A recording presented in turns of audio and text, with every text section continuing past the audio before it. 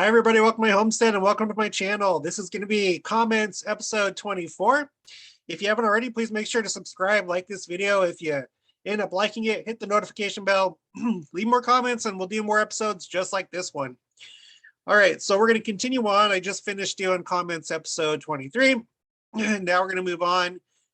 In response to interview with Brother Guerrero, Dave Curtis says, "Nice job, fellas."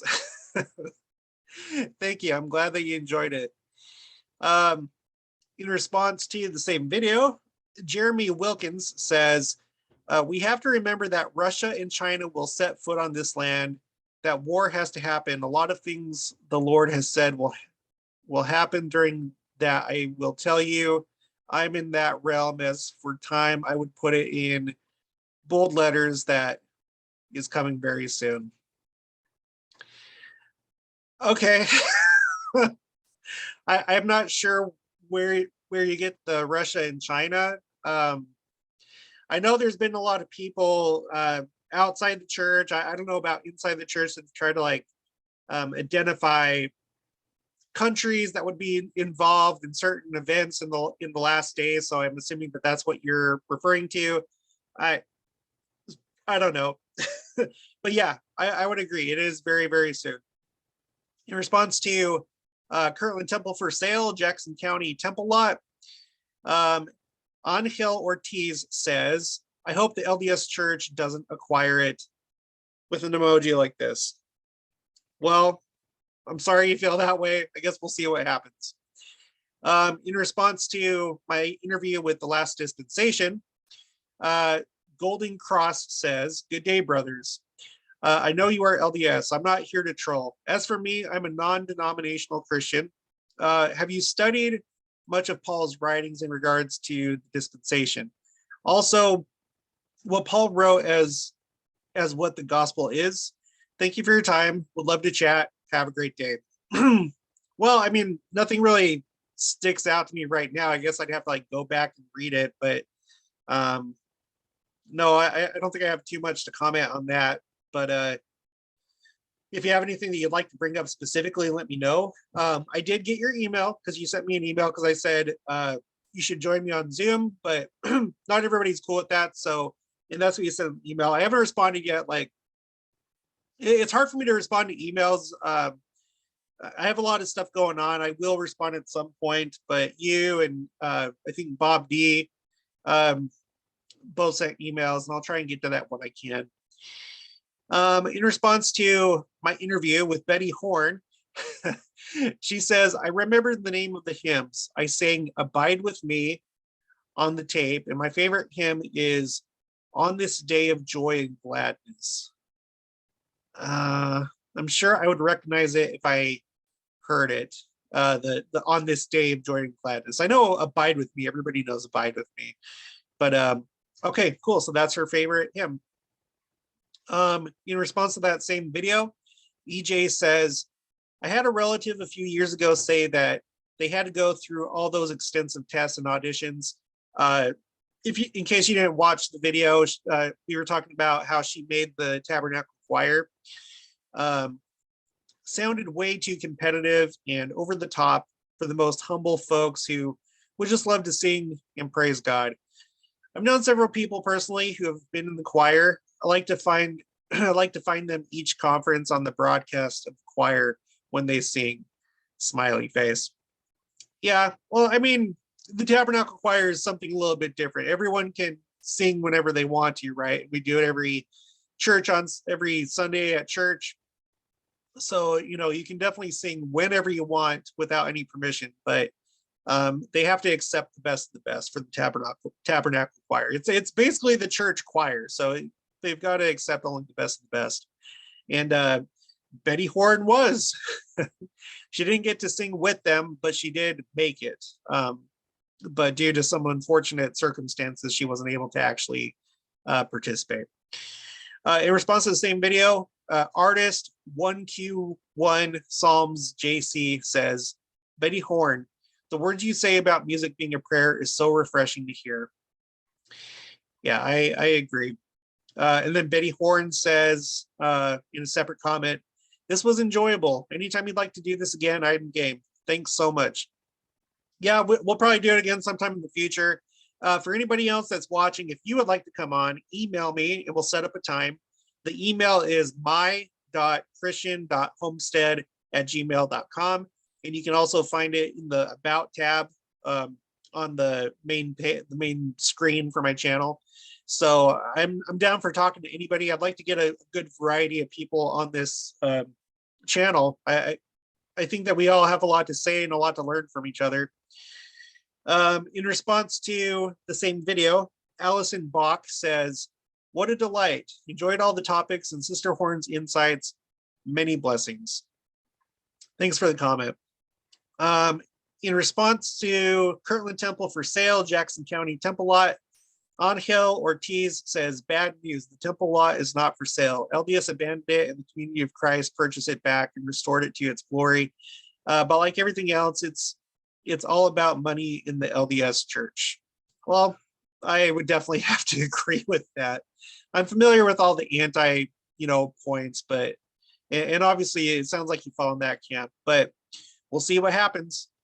In response to my interview with Betty Horn, Barbie GC says, "I'm commenting not just for the algorithms on your channel, wink, but the wink emoji, but to let you know, it was a joy to listen to Betty tonight. What a great spirit and amazing life experiences. Thanks for teaching me tonight, Betty."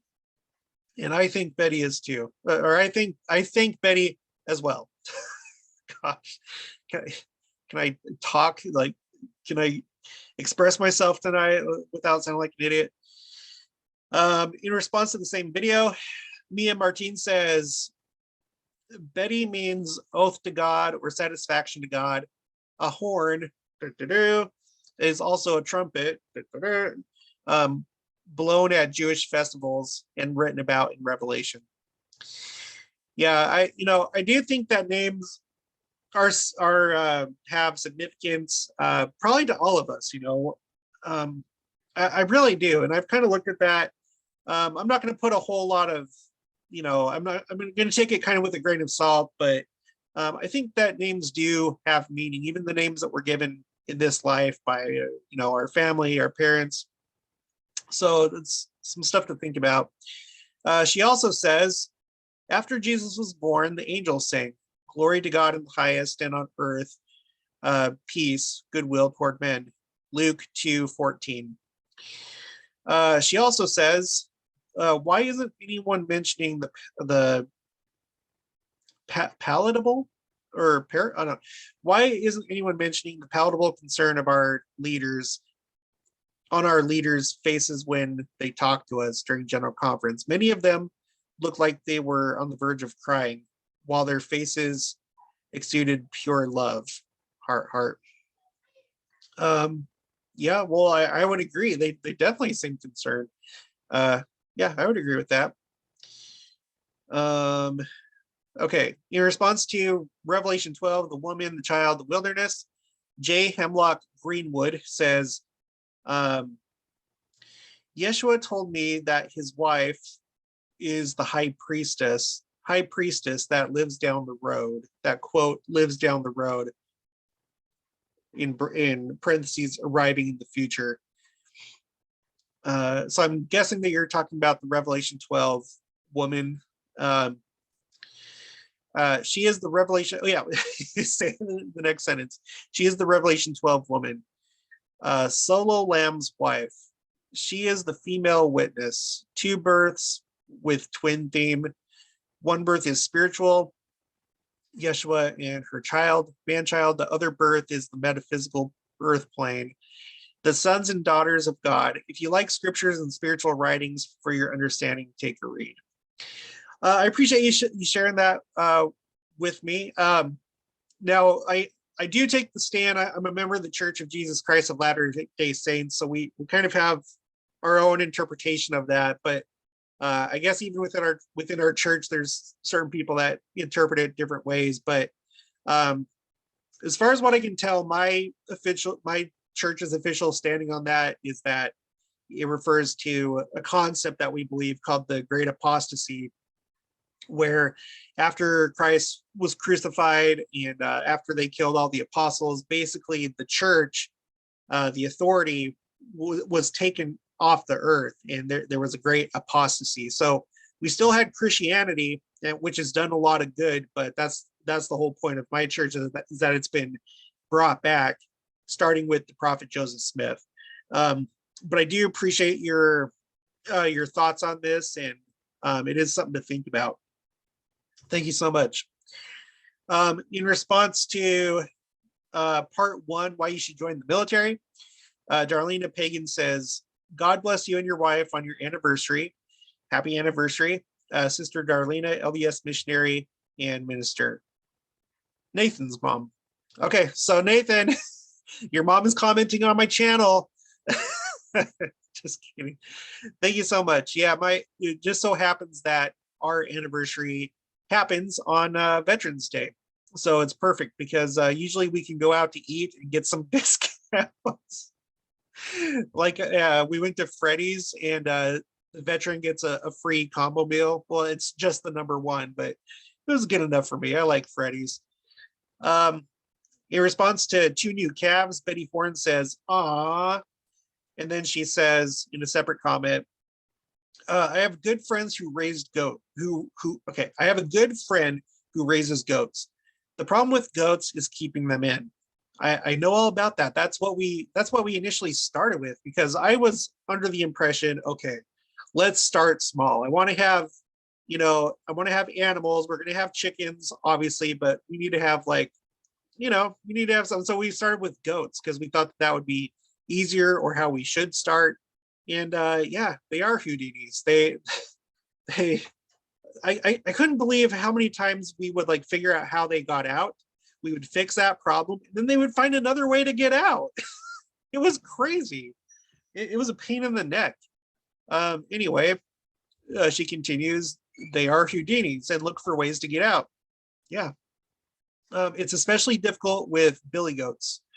But goat meat and milk is pretty good. And other than keeping them in, they seem to be pretty low maintenance. That's not what I've heard. Now, we only had them for a very short time, probably just a few months. And then we were like, you know what? Let's just sell them and then let's get cows. But what I hear a lot of people say is that, relatively speaking, relative to other farm animals, that they're high maintenance. But anyway, and then she says, but I love cows, spoken like a true vegan. I was probably bitten by a Lone Star tick and developed an allergy to animal products. That's unfortunate. I'm sorry to hear that.